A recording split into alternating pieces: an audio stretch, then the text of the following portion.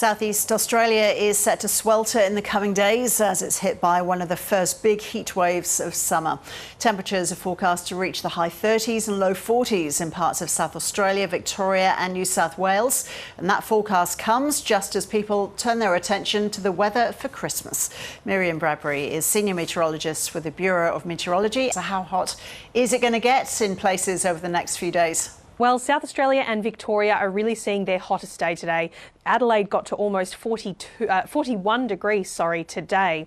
Over the next few days, though, we're going to see the focus of that heat shifting to the east coast of New South Wales. It's still going to be warm for South Australia and Victoria, but not quite as boiling as it was today. For New South Wales, though, we're going to see those low to severe intensity heat wave conditions building over the coming days as that heat really digs its heels in and becomes quite persistent. So warm days, hot inland with warm nights as well are going to make those heat conditions really challenging for many people. For the next few days, we're really looking at high fire danger ratings across South Australia, Victoria and New South Wales. But by Sunday, we do see some districts in east central New South Wales pushing back up to extreme fire danger ratings. But I should just remind everyone that even with high fire danger ratings, we can see those really challenging conditions for firefighters on the ground, particularly with any fires that are already ongoing in the landscape. Are there current fire warnings in place?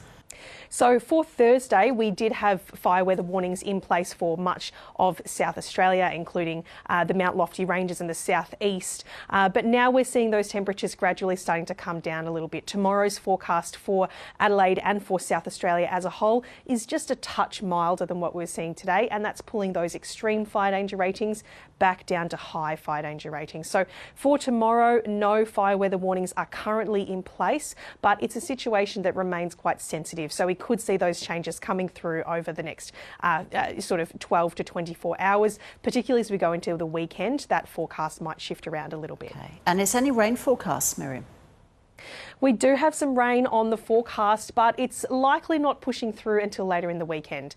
Showers and thunderstorms will start to develop from tomorrow, pushing down through much of South Australia, Victoria and New South Wales, but rainfall totals will be fairly patchy and on the lower side of things.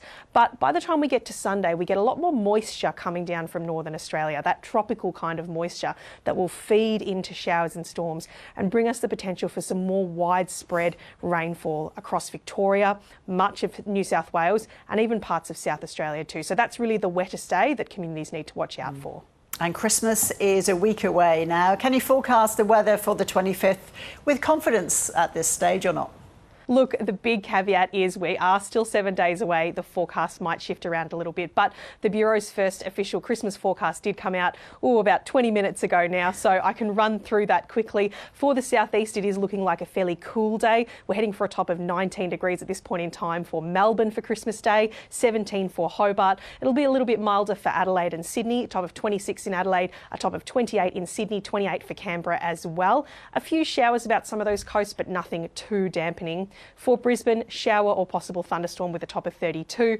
Over in Perth, though, it will be a hot one. A top of 39 is currently forecast for Christmas Day.